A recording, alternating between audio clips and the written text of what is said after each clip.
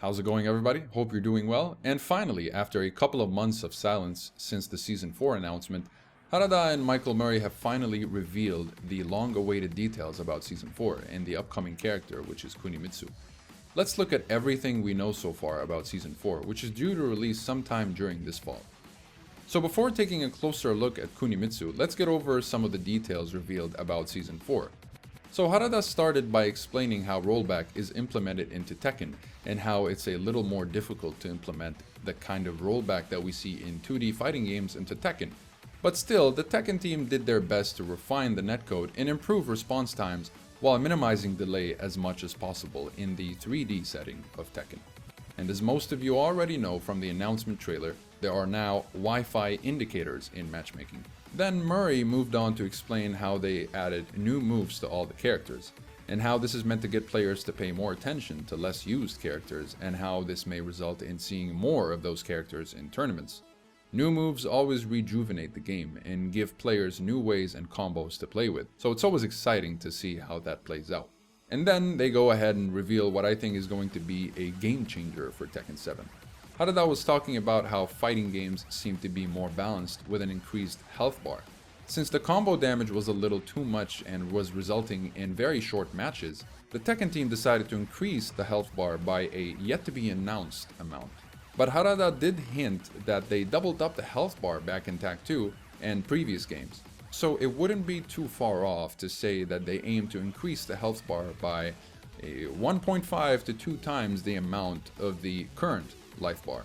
The current health bar stands at around 170 points. I would expect the Season 4 health bar to be around 300 points in my estimation, but we'll confirm that soon enough. Another thing they revealed is a new rank system, where they added a new rank that goes past Tekken God Prime, which is the current highest rank. The new rank is called Tekken God Mitsu, or Tekken God Omega. In this rank, the stakes are higher. As Murray explained during the stream, when you lose 2 matches in a row in this rank, a third loss would mean a significant loss of points. And this is meant to keep players at the edge of their seat, and this would mean that only the most consistent and solid players are able to keep this rank. Not only did they add a new rank, but also a bit of a reset, as Harada stated. While I'm not exactly sure how this will be implemented, but according to Harada and Murray, this is meant to reset players based on their rank. I guess we'll have to wait and see how that plays out in action. Whether it's a prestige-like system like in COD or some other unique reset system, regardless, this is supposed to prevent high-ranking players from meeting beginners in lower ranks. So a reset is meant to place these high-ranking players with other high-ranking players who also made the reset. Or that's my understanding of this implementation. Feel free to correct me if I got it wrong. And the last thing they talked about regarding Season 4 is the Tekken Prowess system. And what that is pretty much a certain value which represents the aggregated data from your overall gameplay and rankings. That includes things like the highest owned rank, total rank of all characters, play stats, and the number of matches, as well as technique-based actions that are checked and are quantified to see how good you are. And that may include things like your efficiency in your sidesteps, punishes, and movement and such. It's a fun way to gauge yourself, and it is supposed to encourage players to try out new characters and increase their overall Tekken prowess points. And as your points increase, the color of your name will change accordingly, and that will also add to the fun of ranking up and online play in general. So moving on to the reveal of Kunimitsu, the first thing that I couldn't help but notice is the beautiful color palette of this new stage. It's an authentic Japanese setting with sakura trees all over the place. No matter how many times I see this setting in games, it's always pleasing to the eyes. This map is definitely going to be a favorite of the community. This is actually Kunimitsu's daughter, which is why she doesn't have a scar on her face when she takes off the mask. Now I'm gonna do my best to look at these showcased moves and try to figure out what we're looking at here. Now the first move here seems to be a launcher.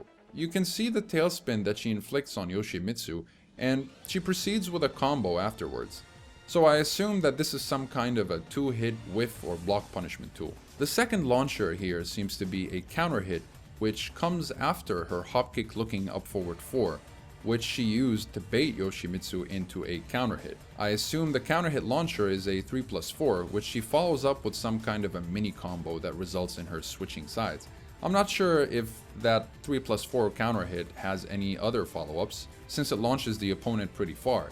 It might just be a mini combo kind of situation, or there may be other optimized combos. We'll see when she comes out. And in the third scene here, she appears to be doing something similar to what Master Raven would do. Now, I'm not a Master Raven player, but from what I can tell, this seems like a string that would lead to a potential mix-up.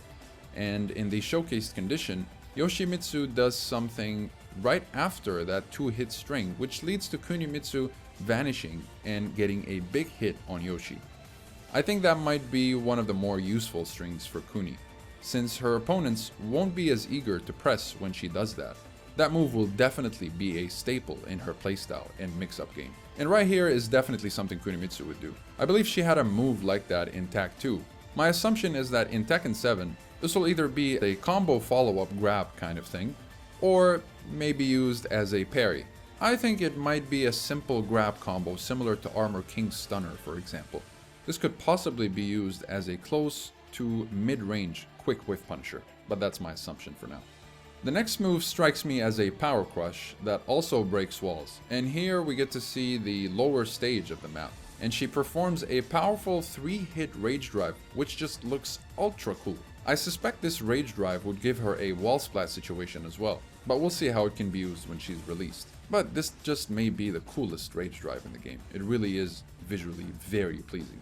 And after that we get to see her rage art, which is what you'd expect a ninja to do. Can't complain about the ninja awesomeness at all. And then, unlike her mother, who never took off her mask, she doesn't care and proceeds to reveal her face, proving that she's in fact not the same Kunimitsu, which to me suggests that she will definitely play differently from the Kunimitsu that we're used to. That's about it for everything we know about Season 4 so far. I'm not a Kunimitsu player, but this one has definitely piqued my interest, and I might add her to my main list, which is predominantly made up of Mishimas only. She might be a good side character for me to keep. Visually, she's definitely very cool, and I only hope that her gameplay is as cool and balanced as her looks. Thank you all very much for watching.